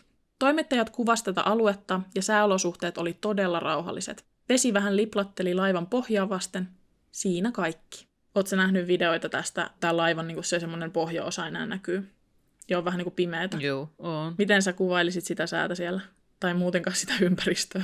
Se ei todellakaan näyttänyt paikalta, missä niin kuin pelastetaan ihmisiä. Siis se ei siellä tapahtunut yhtään mitään. Sääolosuhteet oikein hyvät, siis niin kuin tämmöisen maallikon silmään oikein hyvät siihen, että siellä olisi varmasti pystytty tekemään tämmöinen pelastusoperaatio. Se on siis ihan hämärä se paikka. Sitä ei ole mitenkään valaistu. Joo, siis se on vaan. Se vaan on siellä. Se on vaan siis semmoinen, että siinä vaan näkyy se laiva. That's it. Ja siis tämä on mun mielestä niin hurjaa, että joo, siinä pinnan päällä, tai siinä pinnalla näkyy vaan se laivan se semmoinen pohjan osa, mutta siellä sisällä on edelleen elossa ihmisiä. Niin, niinpä. Ja kukaan ei tee mitään. Kukaan ei tee yhtään mitään. Tämmöisessä meripelastustilanteessa, jossa alus alkaa syystä tai toisesta uppoamaan, on semmoinen tietty aikaikkuna, jossa on suurin mahdollisuus saada ihmisiä ulos. Sevol-aluksen kohdalla se ikkuna oli ensimmäiset 1,5 tuntia. Jos kapteeni olisi ilmoittanut matkustajille, että heidän tulee pukea yleensä pelastusliivit ja poistua laivasta, olisi ollut todennäköistä, että kaikki oltaisiin voitu pelastaa onnettomuuspaikalta. Tämä 1,5 tuntia kuitenkin oli ja meni, mutta se ei ollut ainoa mahdollisuus pelastaa ihmisiä. Vielä siinäkin vaiheessa, kun toimittajat päästään laivan luo ja siitä näkyy enää vain kaistalle sen pohjaa, ihmisten pelastaminen olisi ollut mahdollista. Normaalisti tässä vaiheessa tämä onnettomuusalue olisi valaistu ja sen ympärillä pyörisi pelastustyöntekijöitä ja sukeltajia, jotka etsis aktiivisesti pelastettavia ihmisiä siinä toivossa, että laivaan olisi jäänyt ilmakuplia, joiden luo matkustajat olisivat löytäneet. Niin kuin mä sanoin, Sevolin pohja näkyi, sää oli lähes täysin tyyni, eikä kukaan ollut auttamassa loukkuun jääneitä matkustajia ulos, vaikka muutamaa hetkeä aiemmin rannikkovartioston munapää-edustaja ja johtaja mikä ikinä oli puku päällä, kunniamerkit rinnuksilla kertomassa, kuinka pelastustyöntekijät tekivät parhaansa pelastaakseen laivasta ihmisiä. Kaiken tämän aikana rannikkovartiosto tosiaan ilmasi useaan otteeseen, että olosuhteet ovat haastavat pelastamiseen. Ihan siis pelkkiä valheita. Ihmisillä on silmät päässä ja tästä alueesta on koko tänä aikana videokuvaa, valokuvia ja äänitteitä. On siis ihan hullua, että nämä ihmiset oikeasti kuvitteli, että heidän sanamaalaistaan koko fiaskon. Monet epäilee, että tässä on käynyt sillä tavalla, että rannikkovartiostolla ei ollut mitään hajua, kuinka tämmöisessä tilanteessa tulee toimia, ja mitä ikinä heille ehdotettiinkaan, että heidän pitäisi tehdä tässä tilanteessa, heidän vastauksensa oli, että olosuhteet ovat liian vaikeat, koska olosuhteet oli liian vaikeat heille. Sinisestä talosta siis on saattanut tulla ohjeita tähän tilanteeseen liittyen, mutta heillä ei ollut mitään resursseja tai ammattitaitoa, joiden avulla he olisivat voineet suorittaa tämän mittakaavan pelastustehtäviä. Mutta sen lisäksi he ei antaneet kenenkään muunkaan tehdä tälle asialle mitään, ja valtio oli jo kieltäytynyt USA:n laivaston aputarjouksesta useaan otteeseen, joten sanotaan, että he eivät voineet alistua ja pyytää apua enää itse. Ja mä siis sanon tähän, että kun kyse on satojen ihmisten hengestä, kun laiva on uponnut ja siellä on sisällä ihmisiä elossa odottamassa, niin sit mua ei kiinnosta mitkään poliittiset valtapelit ja egojen murskaaminen. Niin, eikä pitäisi ketään muutakaan kiinnostaa. Niin. Mä en siis voi ymmärtää. Mä oikeasti haluaisin päästä näiden ihmisten pään sisälle, että mitä he on ajatellut tässä tilanteessa. Että miten tämmöiset paskan tärkeät asiat voi mennä ihmisten henkien edelle. Mä en vaan käsitä sitä, että eikö ne pysty asettaa itteensä niiden ihmisten paikkaan. Niin. Sä literally vierestä näet, kun ne huutaa sua Niin. ja sä et mene auttamaan. Mä en vaan käsitä sitä. En mäkään. Jos ette te osaa toteuttaa tämmöistä pelastusoperaatiota, niin kysykää apua. Ja sitten Niin. jälkikäteen mietitään, että miten se vaikuttaa teidän valta-asemiin. Näinpä. Kaikki tämä päättely ja pähkäily siitä, miksei kukaan tehnyt mitään, päättyy lopulta tosiaan siihen, että ketään ei kiinnostanut mikään muu kuin oman henkilökohtaisen julkisuuskuvansa pönkittäminen ja itsekkyys. Laivan uppoamisen toisena päivänä, eli 17. huhtikuuta, poliitikkoja, mukaan lukien maan sen aikainen pääministeri sekä presidentti, matkusti paikan päälle, ja tämä vaan lisäsi näiden vanhempien epätoivoa. Nämä poliitikot siis vaan saapu paikalle patsastelemaan ja esittämään, että he teki jotain asioiden eteen. Laivassa olevien nuorten vanhemmat oli hyvin perillä siitä, mitä siellä onnettomuuspaikalla todellisuudessa tapahtui ja mitä ei. Ja he vaan katseli etäältä, kuinka rannikkovartiosto jauho paskaa näille poliitikoille siitä, miten pelastusoperaatiot sujuu. Vanhemmat perusti nopeasti tämmöisiä ryhmiä kännykkään, joissa informaatiota jaettiin. He oli paremmin perillä, mitä tapahtui, kuin kukaan muu. Kun yksi rannikkovartioston hepuista tuli tiedottamaan vanhemmille, että he oli jatkaneet etsintöjä koko yön, yksi vanhemmista uhmasi häntä ja syytti valehtelusta. Tämä vanhempi pyysi rannikkovartioston edustajaa katsomaan häntä silmiin ja kertomaan, että he olivat tehneet pelastustöitä koko yön. Ja tämä edustaja esitti, että hänelle tulee puhelu. Yksi näistä vanhemmista sanoi, että kerran ne meni tänne onnettomuuspaikalle katsomaan, miten siellä hommat suju, ja ne vaan katto sieltä lautalta, kun sukeltaja hyppäsi veteen, uiskenteli siinä hetken, polski vähän ja nousi takas veneeseen. Tästä sitten median jäsenet otteli videoita ja kuvia ja teki uutisia. Tämä tämmöinen meno ajoi näitä vanhempia hulluuden partaalle. On videoita, joissa nämä vanhemmat varastaa mikrofoneja ja saa ihan siis raivokohtauksia ja hermoromahduksia, koska mitään ei tapahdu. Mä siis ymmärrän tämän täysin. Mäkin ymmärrän. Mun tekee mieli nyt huutaa. Niin siis kun on jotenkin itse tässä tilanteessa, kun kuulee tästä, niin ihan sanaton ja ei pysty edes kuvittelemaan itteensä tohon tilanteeseen, että oikeasti sun omat lapset olisi jumissa jossain vitun laivassa ja kukaan ei tee mitään. Niin sä näet niinku omin silmin, että kaikki valehtelee, että ne tekee jotain, Niin. mutta siellä ei tapahdu oikeasti mitään. Sekä pääministeri että presidentti kävi tervehtimässä liikuntasalin majoittuneita vanhempia. Pääministeri sai pullotolkulla vettä niskaan ja hänet jouduttiin saattamaan saarettuna ulos salista. Mun on pakko sanoa tähän, koska täällä Rottenmangossa tämä Stefani sanoi aika hyvin, että aika ironista, että hänen päällensä kaadettiin vettä, kun ne lapset on siellä laivassa veden vallassa. Presidentti piti kivan pikku puheen rannikkovartioston johtajan kanssa. Kaikki meni suhteellisen hyvin, kunnes rannikkovartioston johtaja kertoi, kuinka 500 sukeltajaa teki etsintöjä laivan luona. 500 sukeltajaa, eikö toi ole vähän ylimitoitettu vale jo tuossa kohtaa? Niin, kun siellä ei ole yhtäkään. Niin, ne vaan niinku uimaretkellä siellä ja niinku pelkästään teatterin kannalta ja huvia niinku urheilun vuoksi. Niin, sen takia, että siitä saa muutaman pikkukuva ja pari kivaa video. Niin. Ok. Tämä oli siis niin järkyttävä vale, ja nämä vanhemmat tiesi hyvin, mitä siellä onnettomuuspaikalla oli meneillään, että ne hyökkäsi sen rannikkovartioston johtajan kimppuun, ja presidentti ja johtaja saatettiin sitten ulos tältä salista. Tässä oli toinen päivä ja sen pelastuseffortit. Poliitikkoja kävi vähän kävelemässä siellä täällä ja sitten katsottiin teatteriesitystä. Olipa hyvä päivä. 3. päivänä tämä laiva oli uponnut kokonaan pinnan alle. Vanhemmat itki lautalla onnettomuuspaikan tuntumassa, yrittäen etsiä katsellaan jotain jälkiä jättimäisestä aluksesta. Samana päivänä valtio palkkasi yksityisen yrityksen auttamaan tässä pelastusoperaatiossa. Tämän yrityksen tehtävä oli auttaa rannikkovartiostoa löytämään aluksesta henkiin jääneitä sekä kuljettaa hukkuneita pois. Suunnitelma oli kuljettaa laivan sisälle ilmaa. Tämä hidastaisi laivan uppoamista syvemmälle sekä antaisi mahdollisille elonjääneille ilmaa, jotta he pystyisivät selviämään pidempään. Tämä yksityinen yritys oli siis palkattu tähän ilmatehtävään, eli heidän piti saada ilmaa sisälle alukseen. No, tämä yritys raahasi paikalle paskaset laitteensa tätä ilmansiirtoa varten ja selvisi, että nämä laitteet oli supervanhoja ja ne oli tarkoitettu teollisuuskäyttöön. Eli jos näillä vehkeillä olisi lähdetty täyttämään sitä laivaa, sinne olisi päätynyt kaasuja, jotka olisi tappanut kaiken elämän siellä laivan sisällä. Tällä yksityisellä yrityksellä ei myöskään ollut mitään käsitystä, kuinka tämä toimenpide olisi pitänyt suorittaa. Samaan aikaan USA:n laivasto tarjosi apua ja kertoi, että heillä on uudet laitteistot ja ammattilaisia, jotka on aiemminkin suorittanut vastaavia tehtäviä, ja jälleen Etelä-Korean valtio ilmoitti, että heillä on homma hanskassa eikä apuun ole tarvetta. Niille annettiin siis vielä uusi mahdollisuus. Niille on annettu nyt useampi mahdollisuus siihen, että joku tulisi auttamaan niitä.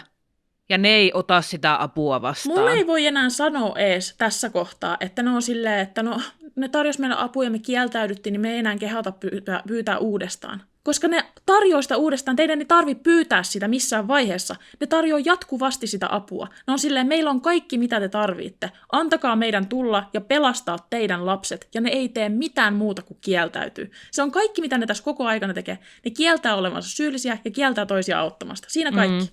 Ihan siis niin järkyttävää. Siis miten tämmöistä voi tapahtua? En mä ymmärrä. 3. päivänä siviilisukeltajat löysi laivasta 3 ensimmäistä ruumista ja toivat ne pinnalle. Valtio otti tästä kaikki krediitit ja kehu itseään julkisesti. Myöhemmin USA:n laivasto tarjosi apuansa ruumiiden etsimiseen ja palauttamiseen aluksesta. Vihdoin Etelä-Korean valtio suostui tähän apuun ja USA:n laivasto pakkasi kamansa ja saapui paikalle. Paikan päällä ne tutki tätä onnettomuuspaikkaa ja tajus, että se koko tilanne oli hoidettu niin pisin vittua, että he eivät voineet missään tapauksessa päästää omia sukeltajiaan laivaan. Tässä kohtaa tämä laiva oli siis uponneena ja sieltä olisi pitänyt hakea niitä ruumiita. Tämä on siis paljon myöhemmin. USA:n laivasto antoi Etelä-Korean valtiolle pitkän listan turvallisuusriskejä ja ongelmia, jotka olisi pitänyt hoitaa ennen kuin he pystyisivät auttamaan. Valtio päätti, että apu ei ollut tarpeen ja antoi siviilisukeltajille luvan mennä alukseen. Nämä siviilisukeltajat siis kävi hakemassa ruumiita tästä todella vaarallisesta uponneesta laivasta. Nämä ammattilaissukeltajat oli ihan tavallisia ihmisiä ja ne uhras kuukausia elämästään hakeakseen ruumiita sieltä aluksesta. Kuukausia! Olosuhteet laivan sisällä oli todella vaativat ja osa näistä sukeltajista sai vakavia, pysyviä vammoja ja kaikki sukeltajat ei selvinneet tästä hengissä. Ei unohdeta sitä, että kaikki nämä muiden virheet johti siihen, että laivan sisällä kellui satoja ruumiita. Ja nämä sukeltajat koitti hoitaa niitä virheitä pois sieltä. Nämä siviilisukeltajat. Pieni muistutus vielä kaikille, Joo. että kyseessä on siviilit. Saadakseen näitä ruumiita ulos, sukeltajat joutuu ottamaan ruumiin halaukseen ja uimaan sen kanssa ulos aluksesta, jonka jälkeen siitä päästettiin irti ja se kellui pintaan. Sukeltajat on kertoneet, että he löysi näitä oppilaiden ruumiita pitelemässä toisiaan halauksessa tai sidottuna yhteen pelastusliivien naruista. He siis meni katsomaan näiden nuorten ihmisten viimeisiä hetkiä, joissa he olivat yrittäneet tukeutua toisiinsa ja pitää toisistaan huolta. Pelastetuissa ruumiissa oli selviä merkkejä siitä, että osa oli viimeisen asti yrittänyt päästä ulos. Nämä sukeltajat näki asioita, joita kenenkään ei pitäisi koskaan nähdä, ja he jatkoivat vapaaehtoisesti ruumiiden hakemista, jotta omaiset saisivat lapsensa takaisin. Ja valtio otti tästä kaikki krediitit.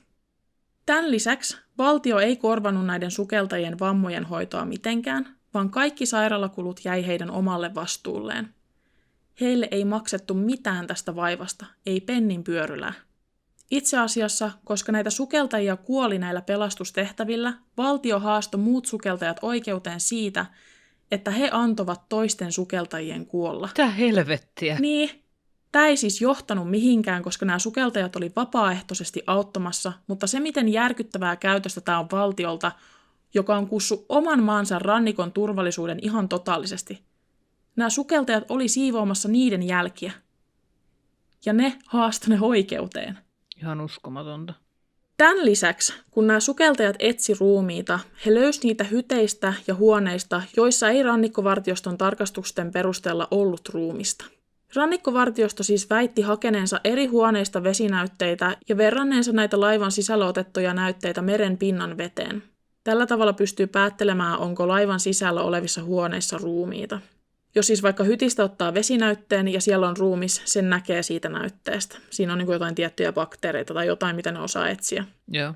Esimerkkinä rannikkovartiosto oli omien sanojensa mukaan ottanut yhdestä vessasta yhteensä 13 kertaa näytteen, ja siellä ei näiden näytteiden perusteella ollut ruumista, mutta sukeltaja sattumalta löysi tästä vessasta ruumiin. Tänne ei pitäisi olla mahdollista, ja tätä tapahtui useita kertoja, joten epäillään, että rannikkovartiosto otti suurimman osan näytteistä vaan veden pinnasta ja vertasi niitä näytteitä toisiinsa eikä mennyt todellisuudessa hakemaan näytteitä laivasta. Ja tämähän olisi siis ihan perseestä ja paskasti tehty, mutta tässä kohtaa oltaisiko me yllättyneitä? No ei varmaan ketään enää tässä kohtaa.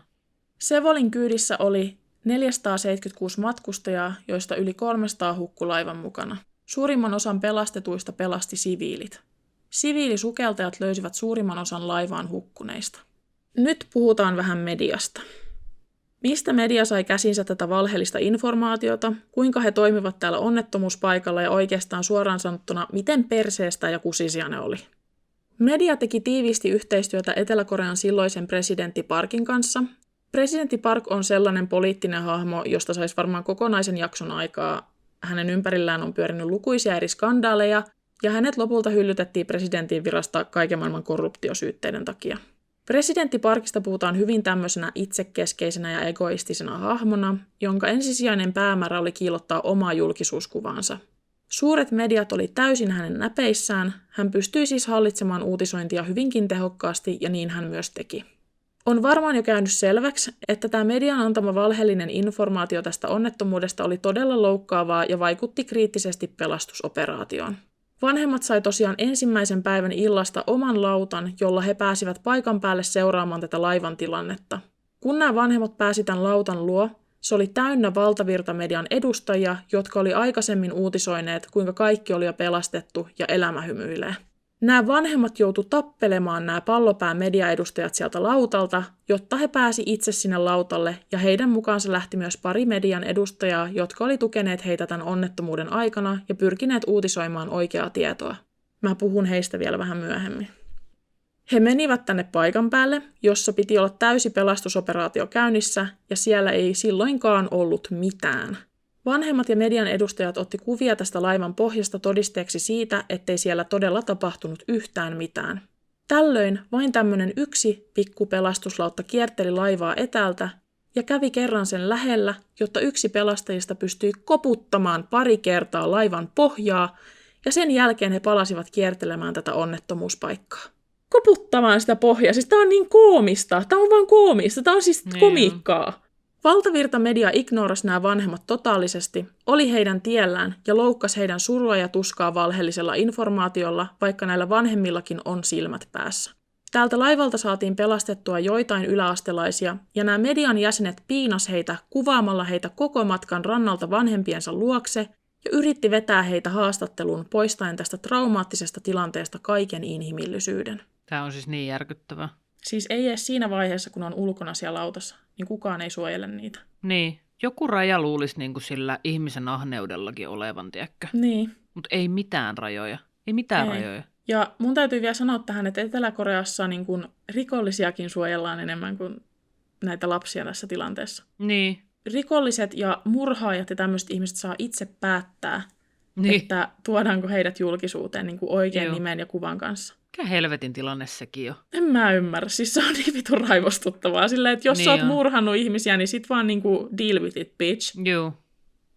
Niinku, että ei sulla ole mitään oikeuksia siinä vaiheessa. Ei todellakaan. Niinku sun yksityisyyden oikeuksia. Niin. Yksityisyys on silloin mennyttä. Niin, kyllä. Mitä sä kuvittelit, kun sä murhasit ihmisiä? Niin. Että sä saisit olla rauhassa, kun sä jäät kiinni. Just näin. Nyt varmasti voidaan miettiä yhdessä tässä kohtaa, että kuka on syyllinen tähän järkyttävään onnettomuuteen. Chonghaejing Ferry Company omisti tämän Sevolin aluksen ja sen lisäksi muitakin aluksia. Tämä alus oli lastattu niin täyteen roinaa niin asiattomasti, että se mahdollisti tämän onnettomuuden. Kaikki tämä ahneuden ja itsekkyyden nimissä. Kun mä sanoin, että oli yleisesti tiedossa, että ei Sevol-alusta saanut kääntää kuin 5 astetta, niin tämä sääntö tosiaan koskee siis vaan tätä kyseistä laivaa. Tämä yritys ja henkilökunta tiesi, että tämä laiva oli lastattu niin päin vittua, että sitä ei vaan voinut kääntää sen enempää ilman seuraamuksia. Tämä oli siis ihan tiedossa oleva asia. Yleisesti laivoja voi kääntää huomattavasti enemmän ja se on ihan turvallista just tämän tasapainotuksen takia, mistä mä aikaisemmin puhuin. Tämän kaiken lisäksi selvisi, että todella tärkeää laitteistoa oli rikki tästä laivasta. Se laiva oli siis rikki. Kun tämä ensimmäinen pelastusreissu tehtiin ja kapteeni ja osa miehistöstä pelastettiin sieltä laivasta, komentosillalle ei jäänyt enää ketään. Eli siitä hetkestä eteenpäin kukaan ei ollut enää antamassa informaatiota laivan tilanteesta sen sisältä. Millainen koulutus tämän laivan miehistöllä oli? Miksi he eivät jääneet auttamaan? Ensinnäkin miehistön koulutus oli kaikin puolin todella heikko. Mä nyt tässä yksinkertaistan tosi paljon, mutta lyhyesti tämä yritys, joka omisti nämä laivat, pärjäsi rahallisesti todella huonosti ja joutui leikkaamaan kuluja. He sitten päätti leikata miehistöltä nämä kulut ja miehistön kouluttamiseen käytettiin vain 2 euroa. No, mitä saa 2 eurolla? Väärennetyt pätevyystodistukset, joissa luki, että miehistön jäsen on käynyt turvallisuuskoulutuksen. Myöhemmin myös selvisi, että miehistöllä ei ollut minkäänlaisia turvallisuusharjoituksia, ja tämä on niin järkyttävää informaatiota, koska nämä turvallisuusharjoitukset on siis, niitä on todella usein täällä Suomessa risteilyaluksilla. Kaikki osaa laskea siellä alas tämmöisen veneen, kaikki osaa, siis siellä jokainen henkilökunnasta osaa tehdä nämä asioita, ja se on 100 varma. Mä haluan kertoa nyt tässä yhden faktan kaikille. Tämä nyt ei varsinaisesti liity tämmöiseen onnettomuuteen, mutta jos teille ikinä käy niin, että te olette laivalla ja te näette, että joku tippuu sieltä laivasta alas mereen, niin se, mitä teidän pitää tehdä, on se, että te ette päästä sitä henkilöä teidän katseen alta pois. Koska jos te päästätte, niin siinä käy hyvin nopeasti sillä, että te ette löydä sitä enää, te ette näe sitä enää vähän ajan päästä. Sitten, mitä pitää tehdä, on se, että te painatte vaikka palohälytystä. Ihan mitä vaan, mikä saa sen henkilökunnan huomion teihin, että te saatte kerrottua tästä onnettomuudesta. Mulle tuli siis tämmöinen TikTokki vastaan semmoiselta suomalaiselta tyypiltä, ketä on laivalla töissä, ja se kertoo tästä. Nyt ehkä tässä voi olla hyvä informaatio, koska ihmiset käy laivalla. Niin käy, ja siis tämmöinen, että joku tippuu kannelta, niin tämä ei ole mikään edes superharvinaislaatuinen tilanne. Tämmöisiä siis tapahtuu ihan täällä meillä useinkin. Tai no ei nyt useinkin, mutta jonkun verran. Mutta siis mä en ole itse esimerkiksi ajatellut sitä koskaan ollenkaan, että mitä semmoisessa tilanteessa tulee toimia. Toi käy järkeen. Mäkään en ole miettinyt, ja siis nyt kun sä sanoit ton, niin totta kai siis eihän sitä saa päästää silmistä, koska laiva kuitenkin rikkuu eteenpäin, ja siis Se ihminen on häviää niin sinne pieni todella siellä. nopeasti. Niin. Ja siis mä luulen, että iso osa ihmisistä, joku voi, joka tietää paremmin, mutta jos tätä alkaa miettimään, niin mä voisin kuvitella, että iso osa ihmisistä putoaa sieltä laivan kannelta humalassa. Ja ihmiset on eniten humalassa silloin, kun on ilta ja siellä merellä on pimeätä. Pimeätä, juurikin näin. Eli semmoinen fakta kaikille tähän väliin. Kiitos, oikeasti me opittiin tänään jotain. Me osataan nyt luultavasti enemmän kuin tämä miehistö siellä laivassa. Luultavasti. Tällä miehistöllä ei siis ollut mitään ideaa, mitä niiden olisi pitänyt tehdä tämmöisessä hätätilanteessa, joten loppujen lopuksi syy kääntyy tämän yrityksen johdon suuntaan. Laivassa ei ollut tarpeeksi pelastusliivejä, ja ne mitä siellä oli vanhoja, ja suuri osa niistä oli rikki. Niitä myös säilöttiin väärässä paikassa, eli matkustajien hyteissä. Laivassa ei myöskään ollut tarpeeksi pelastusveneitä kaikille matkustajille. Ja mitä vittua tähän pelastusveneelle, jos kukaan ei osaa laskea niitä alas? Niin. Anyway. Niinpä. Ihan turhan päivästä paskaa, olisi vaan pudottanut aika päivää sitten pois sieltä. Tämä laivayhtiö jäi kiinni kaikenlaisista rikoksista, ja iso osa sen omistajista joutui vastuuseen teoista. Suurimman osan yrityksestä omisti kuitenkin mies, joka löydettiin kuolleena pian Sevolin onnettomuuden jälkeen. Hän oli tehnyt itsemurhan. Mun on pakko ottaa esille yksi tilanne tämän rannikkovartioston toimista. Ihan ensimmäisten hetkien aikana rannikkovartiosto lähetti paikalle pari helikopteria. Toinen pelasti ne 6 ihmistä sieltä laivan kannelta, ja toinen vaan pörräsi siinä ympärillä. No, myöhemmin selvisi, että tässä toisessa helikopterissa oli vain ja ainoastaan sen kuski. Miksi? Tämä kuski oli pyytänyt mukaansa rannikkovartioston johtavaa miestä, jotta he olisivat saaneet pelastettua ihmisiä, ja tämä johtajahenkilö sanoi olevansa todella väsynyt ja uskoi helikopterin propellien äänen aiheuttavan päänsärkyä, joten hän lähetti tämän helikopterin kuljettajan yksin paikalle. Tämän takia hän ei voinut muuta kuin pörrätä siinä sen onnettomuuspaikan yläpuolella. Siis onko tässä mitään, tuleeko vielä jotain uutta? No mähän se tiedän, kun mä oon tämän kirjoittanut tämän käsikirjoituksen, mutta siis eihän tämä voi olla mahdollista, hei. Miten voi olla mahdollista, että yhdessä tilanteessa on kaikki näin pisin helvettiä? Niin, siis onko ne kaikki rannikkovartioston henkilöt niinku psykopaatteja? Niitä ei vittuakaan kiinnosta. Niin, miten noi on kaikki noin välinpitämättömiä? Ketään ei kiinnosta paskan vertaa. Siis ainoat ihmiset, joita on kiinnostanut, on ollut siviilejä ja kahvilan työntekijä sieltä laivalta. Niin. Siis kaikki ne laivaan jääneet siinä laivaan jäi muutakin henkilökuntaa, ja mun täytyy sanoa siis tässä kohtaa, kaikki ne ihmiset, jotka jäi laivaan auttamaan, niin oli samantasoisia työntekijöitä, eli kahvilan työntekijöitä, siivoijia, tämmöisiä ihmisiä. Ne ei ollut niitä niin kuin korkeamman asteen henkilökuntaa tai miehistöä sieltä laivasta. Ne oli näitä meidän ihmisiä. Ihan uskomatonta. Kun näitä tämän tyyppisiä tietoja tästä rannikkovartioston niin sanotusta pelastusoperaatiosta alkoi vuotaa julkisuuteen, viranomaiset yritti tuhota valtion virallisia asiakirjoja ja todisteita liittyen näiden päivien tapahtumiin. Siis he tuhos uskomattoman määrän todisteita, kuten esimerkiksi Sinisen talon turvakameroiden videot näiltä päiviltä.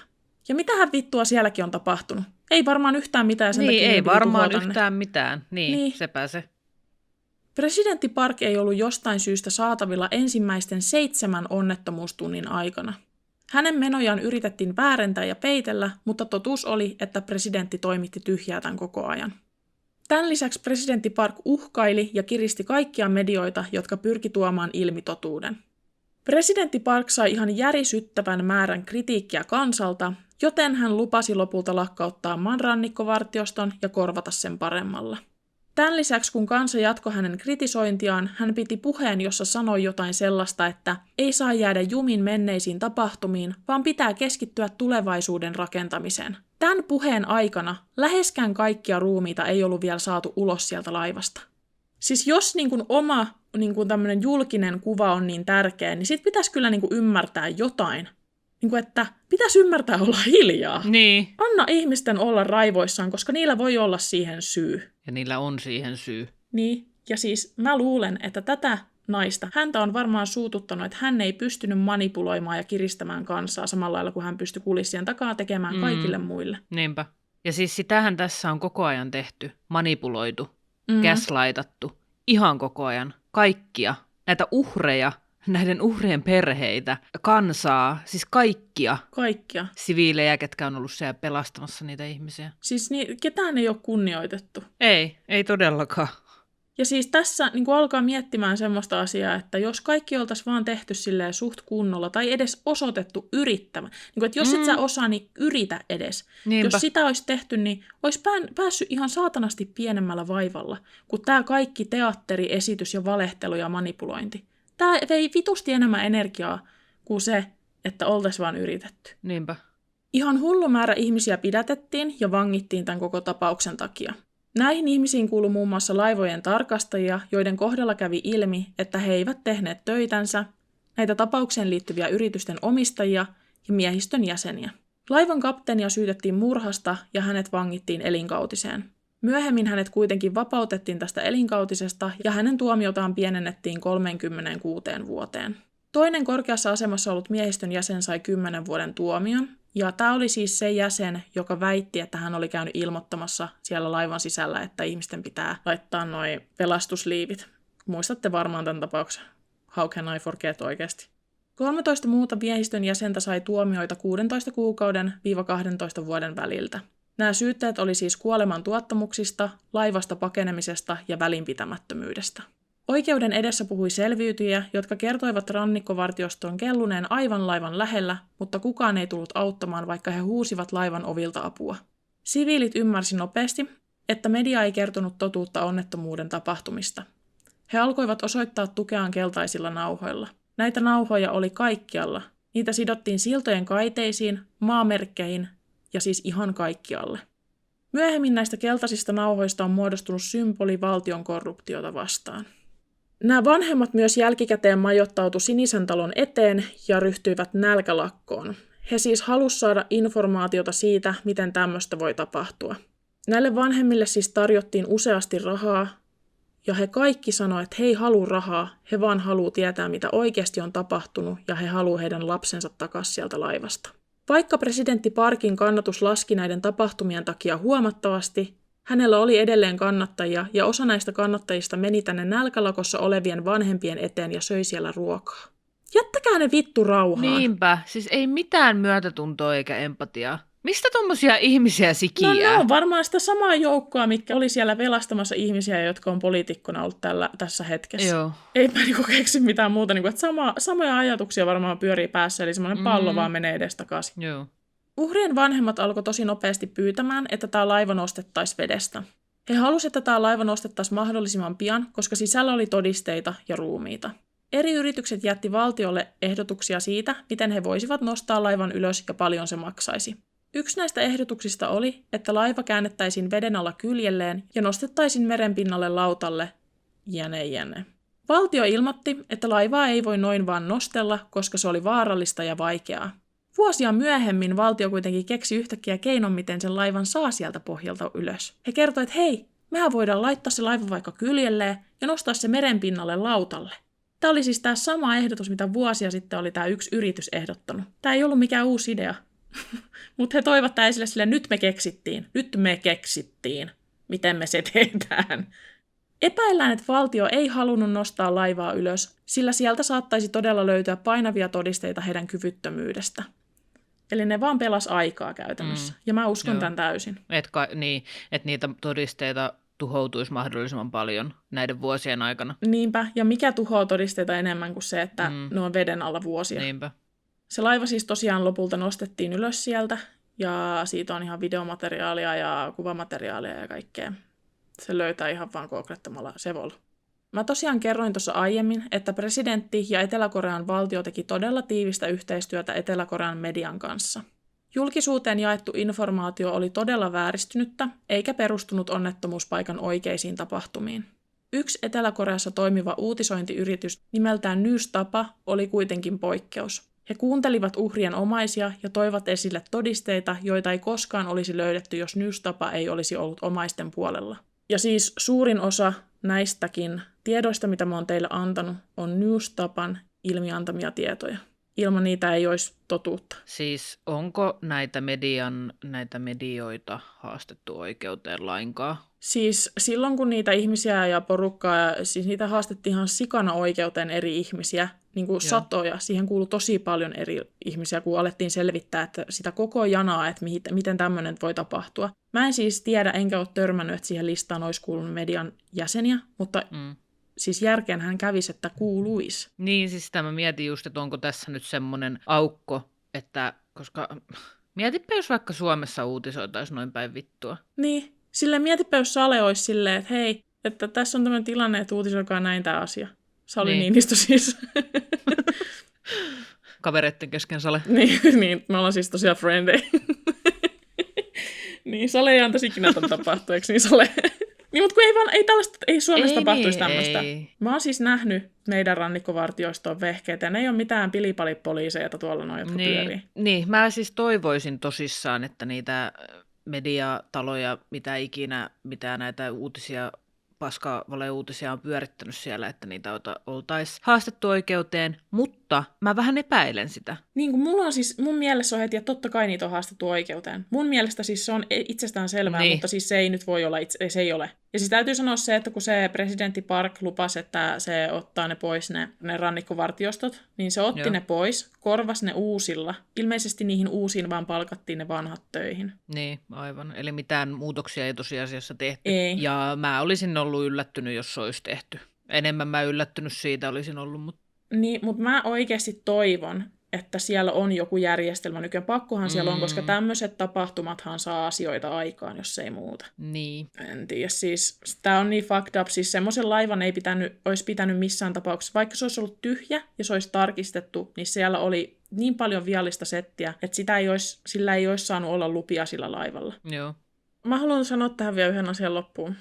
Tämä on siis semmoinen jakso, että jos mulla olisi ollut enemmän aikaa, niin mä olisin oikeasti siis varannut jonkun ajan jonkun ammattilaisen kanssa ja tuonut tähän semmoisen jonkinlaisen haastattelupätkän, jossa kerrotaan, että miten Suomessa tehdään noita turvajärjestelyjä niin kuin risteilyaluksilla tai muilla. Mun mielestä olisi ollut tosi mielenkiintoista ja mä olisin enemmän kuin mielelläni tehnyt niin, mutta meillä on aikaa rajallisesti ja sen takia mä en nyt tällä kertaa pystynyt tekemään sitä.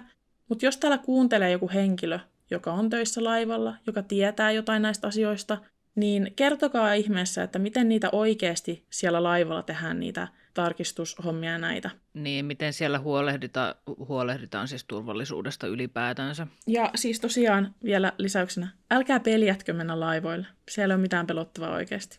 Tämä on vaan aivan hirveä tapahtumasarja, johon liittyy paljon. Niin siis tässä oli nyt suurimpana ongelmana ei niin kuin laivalla liikkumisen vaarallisuus yleisesti, vaan se, että tässä oli vaan kaikki pielessä. Niin. Tässä oli ihmiset pisin vittua, kaikki siellä laivalla oli aivan päin helvettiä. Siis kaikki meni vaan pieleen. Tämä on niin kuin monen ei sattuman, vaan monen virheen sarja. Tämmöinen lumipalloefekti tuli ja tapahtui tämä aivan järkyttävä onnettomuus. Jep, ja siis tämä on semmoinen tapaus, mikä niin kuin vie multa uskon ihmisiin, mutta samaan aikaan tuo mulle uskon ihmisiin. Niin, kyllä. Että miten ne siviilit oli siellä auttamassa, miten ne oman henkensä kaupalla pelasti niitä ihmisiä sieltä ja kävi noukkimassa niitä kuolleita. Siis ihmiset, jotka tekee oikeasti pelastustyötä työkseen, niin ne tekee työtä, missä ne riskeeraa niiden oman hengen, kun ne tekee sen oikein ja on rohkeita ja tekee mitä kuuluu tehdä noissa tilanteissa. Joten kiitos kaikille ihmisille, jotka teette meidän turvallisuuden vuoksi työtä. Ja tämä jakso on tässä. Kiitos, jos jaksoit kuunnella tämän jakson loppuun asti, koska tästä tuli ihan todella pitkä. Laittakaa viestiä tulemaan. Adios. Moikka! Käy kurkkaamassa myös meidän peli- sekä vlog-kanavat. Meidät löytää kaikkialta helposti nimellä B-luokka. Kaikki linkit löytyy kuvauksesta. B-luokka-podcastin löytää myös somesta nimellä B-luokka Official. Laittakaa palautetta, jaksoehdotuksia, kysymyksiä tai vaikka vaan kuulumiset tulemaan. Meidät saa kiinni kaikista meidän somekanavista sekä sähköpostilla. Kiitos kun kuuntelit. Nähdään seuraavassa jaksossa.